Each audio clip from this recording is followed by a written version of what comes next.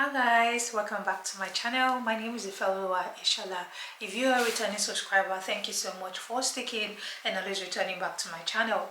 And if you are new here, welcome to the family. Please do want to go through some of my videos. If you like the vibes here, click on the subscribe button, turn on your notification bell and give this video a thumbs up. Guys, in today's video, I will be giving you all the tea about my birth story. So if this sounds like something you are interested in, comment on.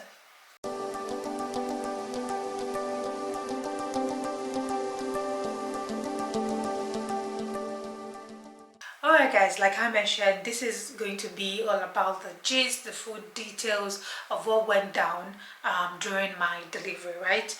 I think by now you must have all seen the birth and delivery vlog, and you would see that I was unable to voice that because man, I was going through a lot at that point. But then I just felt it was necessary for me to sit down and, just you guys, give you all the tea of what happened. My eyes saw shaky. Anyway, let's get into it. So baby girl was supposed to come on the 4th, on the 9th of April, rather, 2024, which was supposed to be on a Tuesday. And bear in mind, before that date, I went on my maternity leave 2 weeks before, and prior to that time, work was indeed working, like it was indeed working. So my body was all stressed up and things like that. So I was so sure she was gonna come before then, because even when we went for a 38 weeks whatnot, we were told to pack our bags, get ready, baby girl is on her way and things like that. In fact, we were so sure she was gonna come that week, but then anyway, glory be to God. So she didn't end up coming at 38 weeks. But then that helped us to prepare, pack the hospital bag, also made me know that I had to, calm down from work, go on my maternity leave, and was just at home, waiting for her. But then the due date came, baby girl was not sure. My midwife came to the house, she had a bit of conversation with me and told me, we had to set a date for induction should we need it, We went ahead to book that, and they also offered to give me a membrane sweep on Thursday. Mind you, the 9th of April was on Tuesday, right? So they said we're going to come back on Thursday, give me a membrane sweep that is going to hasten labor along. So for some reason, I did not want the membrane sweep because I've read so much about it, I've watched videos. So I was really concerned about having to go through that, yeah. So I was just like, okay, if that's the case, then no problem, let's do the membrane sweep. So they did the membrane sweep on Thursday and still nothing. So Friday came, I was still going about drinking my raspberry leaf tea, my cranberry tea, my pineapple juice, coconut water, name it. Anything I shall hear that if you do this thing, baby's gonna come. I'm there. Straight up, I'm buying, like I bought everything, I bought all the juice, name them. I was just buying and taking, just so hard to come, yeah.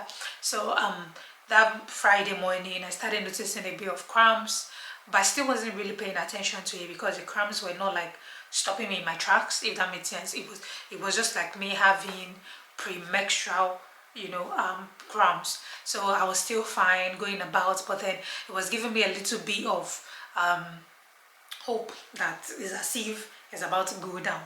But then finally on Saturday morning at about 7:30, 8 o'clock thereabout, I woke up, standing up from the bed, my water broke, here, or should I say I felt a gush from myself. Now from what I've read online and videos I've seen, I knew that was my water breaking. So I told my husband, we rang the labor unit and we were told to come in to be checked. So we packed our hospital bag and then made our way to the hospital.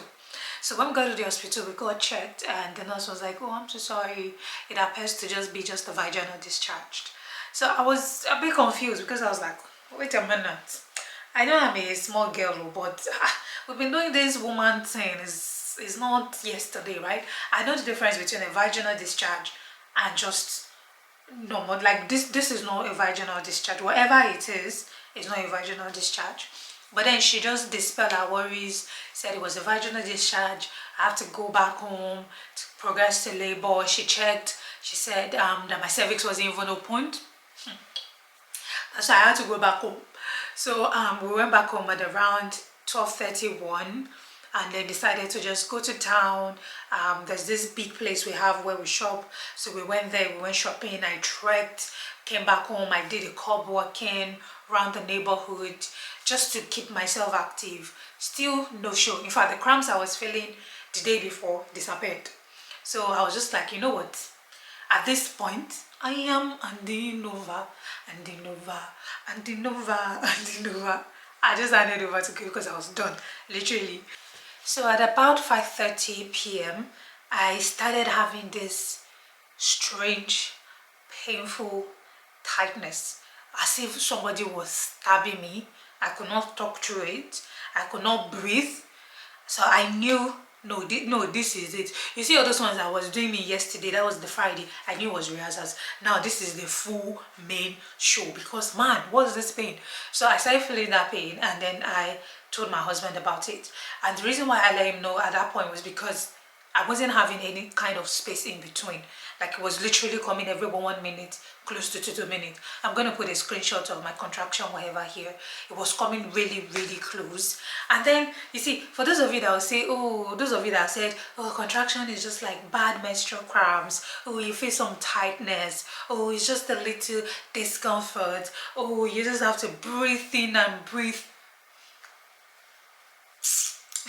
If we mistakenly, that's a mistake by any time, that's it, if we mistakenly meet in town, you will know why I'm a Christian, because it's a lie.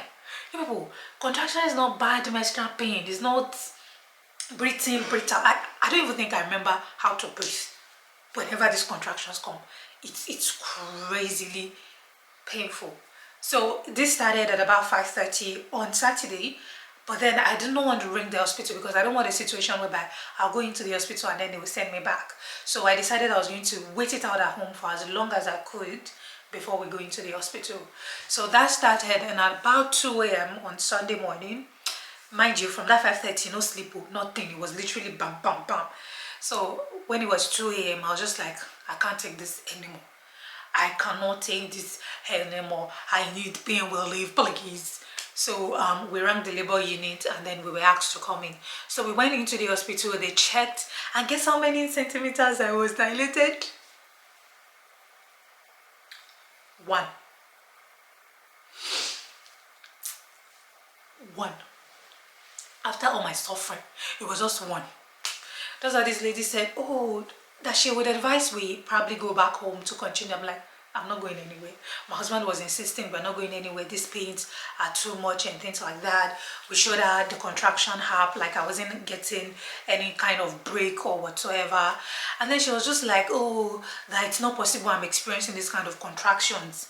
Like, I'm like, is my body, I'm the one that know how I'm feeling. How can you tell me it's not possible that I'm experiencing this kind of contractions? Is the heart lying, or is my body lying? Or like, what's going on? Why are you, making, so like, why are you trivializing what it is that is happening?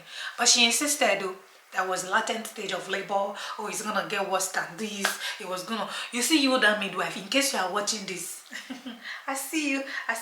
Shall let me see you again. Let it be that way.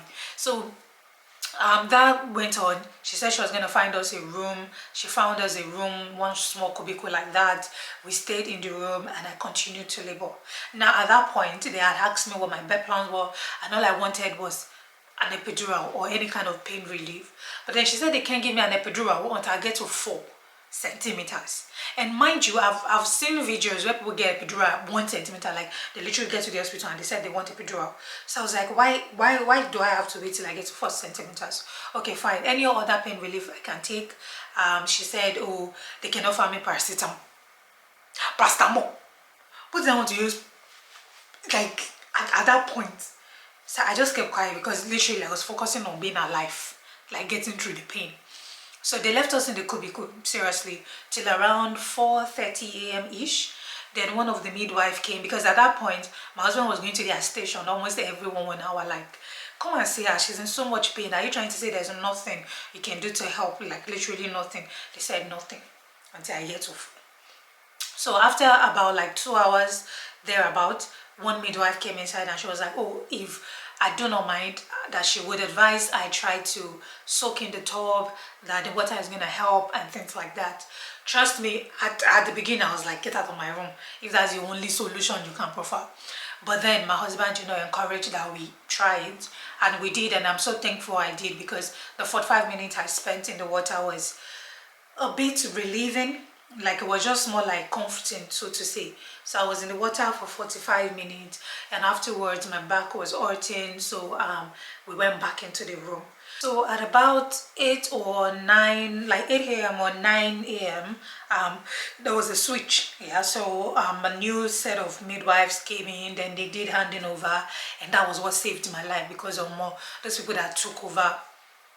Chef keys, like they were angels sent from heaven, basically, for me.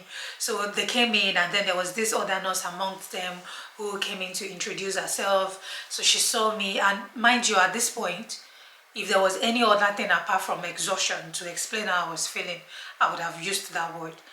I did not have an iota of strength anymore, because I had labored for how many hours now? Like, I'd been laboring for almost 12 hours. So I was just really done. Like, I did not have any strength. So she came in, she saw me, and then she was like, oh, was I given any pain relief? I said, well, they offered me water bath and paracetamol. So she said, oh, that she could, offer me, is it pethidine or something, one injection like that, that is not going to take away the pain, but then it would allow me to get a little bit of rest, because I will be needing my energy for pushing. So she offered me that injection, I think around about 9. So I was really, really grateful for that injection, because that afforded me time to sleep for like 2 hours. So I was sleeping in and out. Like, when contraction comes, I'm awake, I go through the contractions, and immediately it ease off, I literally go back to sleep. So I was really grateful for that. So, but then I woke up at about 11:30 thereabout on Sunday morning. I woke up with this sudden urge to use the toilet. Like, it was really, really, really heavy. Like, I just wanted to poop. So I woke up, told my husband I need to get to the toilet. So he helped me up, and upon standing, another great gush. Like, this one was clearly not vaginal discharge. This one was opening of tap. Like, it was gushed, and at this point it was a really dark green color kind of fluid, whatever, and it was so much. So my husband went to call the nurse, to see. And prior to this time, yeah, all through the night, I've been having discharge. Anytime I go to the toilet, or anytime I want to ease myself, I've been having discharge, but my husband just cleans up. Like, it didn't bother them, but the color really bothered us at this point. So we called them, and then they were like, oh my god, it's meconium, oh, the baby has put in the womb, blah blah blah blah blah blah blah. So they said, oh, that they would have to wheel me up to the delivery suite upstairs, so that they can prep me for delivery. So at this point, they had checked. I was already at 4. Said, oh, I can now have access to a epidural. That was like gospel to my ears. That was the only thing I was looking forward to. So they prepped me up, trying to get me transferred up to the delivery unit, because, mind you, at this point I was at the labor ward at the 4th floor. So they got me prepped. I was done. I was done. Like, just get me the epidural. That was the only thing I was looking forward to. So they wheeled me up to the 5th floor, settled in into our room, and then the next group of midwives that were kind of handed over to came in to, like, introduce themselves, to say, oh, I'm the doctor that will be taking the delivery, I'm the midwives, just something of such nature. So as they come in, there was this doctor who was leading them, right? So she came inside, and she was like, hello, I am... She has not even finished saying her name. I think her eyes went to the monitor, and then she just suddenly pressed the bell, and then I knew that was an emergency, whatever. And the only thing I heard was her heartbeat has flatlined. Now, I knew it wasn't my heartbeat, because I can hear them, so I knew it was my baby's heartbeat. So that jerked me out of whatever exhaustion I was feeling, and I was like, what do you mean? And then they were like, oh, we need to save their lives, this is that. And before I knew it, guys, almost like 11 doctors filled the room. One person was tying my hair, putting my cap on, another was stripping me down, another was introducing himself as the anesthesiologist, another is saying is the heart doctor, another is saying is the pet. There was just so much going on at the same time, and I just could not wrap my head around it. I was like, what exactly is going on? And then they were just like, oh, we need to save your life, we need to save your baby's life. They were already wheeling me to the theater. Like everything was looking like Grey's Anatomy. Seriously, like it was like real film trick. Everything that was happening. I did not see my husband for a minute. I was just shouting, where's my husband, where's my husband? He said he went to get his scrub. Like everything happened literally within 10 minutes, if I'm not mistaken, or probably even 5 minutes thereabout. That was like everything happened. Before I knew it, the spinal whatever was in. I was already numbed from my waist down. Everything was up. Like, I was just like, hey, what's going on? Please let me be alive. I just want to be alive. That's all I asked for. So after that point, you know, the surgery started, and you know, it was just more like I'm in God's hands at this point. And trust me, my heartbeat was so high. My blood pressure, whatever it is, was so high as well, because I've been stressed from contractions and laboring all through the night. So it was just so much going on, but so thankful. I had one of like the best team ever, especially the anesthesiologist, and what they call them, those people that will be at your back, that will be giving you drugs. Yeah, the man is so amazing. Try to put our minds at ease, try to keep us calm. My husband was playing one of Ima Oh My God's praise playlist, because I really love his jams. I love him so much. So it was playing that for me. It was trying to be all smiley as well, so that I won't be that concerned, you know. So afterwards, about I think 10 or 15 minutes into the surgery, then the anesthesiologist was like, okay, you know what, they're about to bring the baby out. She might not cry for a while, don't worry about it. I'm like, don't worry about Kim, this one will cry. She will cry, by force by fire, she must cry. The mom was like, oh yeah, she would definitely cry. We've got our team of specialists. I'm like, she will cry. As you are bringing her out, she will cry. So that was just the only thing I kept saying. She will cry, she will cry, she will cry. And to the glory of God, they brought our baby out. And you see those cries were sounds of joy to my ears. Like, I was so grateful to God that, you know, she was good. So I kept asking, is she okay, is she fine? Said she was fine. And that was at the point I just let go, right? Now, I never knew everything that was happening at that point. It was my husband who was bringing me up to speed later on, you know, because at that point, I just did not know where this breeze came from. And then this sudden urge for you to sleep. And that sleep was peaceful. Like the peace was so, the sleep rather was so peaceful. I was enjoying it. But then the anesthesiologist and my husband kept calling my name, you know, and the anesthesiologist was saying, oh, he has to keep calling my name every like 5 seconds. He doesn't want me to slip into anything there about, like, doesn't want me to sleep. But sincerely, I wanted her sleep, like, because it was so peaceful. But thankfully, they didn't allow me to sleep. Thank God, they did not allow me to sleep. So that went on for a while. That was the time I found out that, you know, my heart pressure was so high. I lost a bit of blood, and I was really out of oxygen as well. So, you know, all that was going on. And to the glory of God, you know, the surgery went on so fine. I got stitched up back, went into the recovery room. I was there, you know, for about 4 hours, 5 hours. I didn't feel anything. I was being pumped with morphines, pain relief, everything. I felt nothing. I was just chilling with my babe and my husband, you know, calling our friends, their families, letting them know that, you know what, I'm not a mother.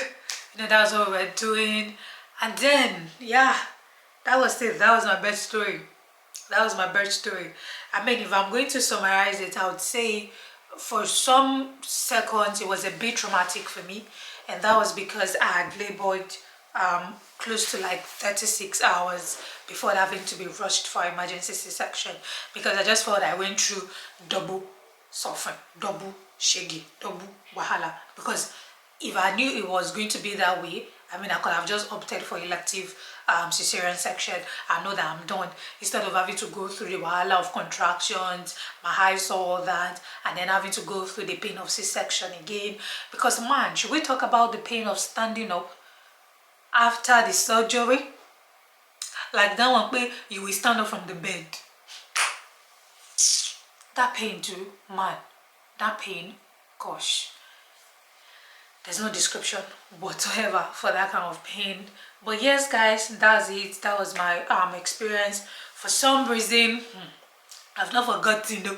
You know, sometimes they say, oh, you will forget, you'll not be wanting another one. I have not forgotten. Everything is still fresh in my brain. I have not forgotten. I do not know. Probably next year I might not forget. But right now, I'm not forgetting.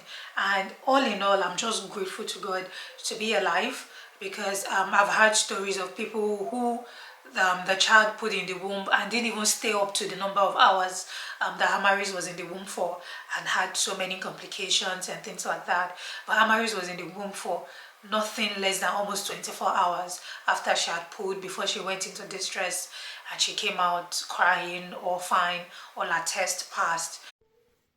How else will you know I'm a mom if I don't shoot in different angles? Like I can't even film one video all through. No, I had to be breaking. But anyway, guys, so that's it about my birth story, and that was just all that happened. I don't think I'm missing anything out. If you have any questions, please do well to drop in the comment section. Share your experiences with me as well. Of course, I'm not praying for anybody to go through contractions and then having to be rushed for a cesarean section.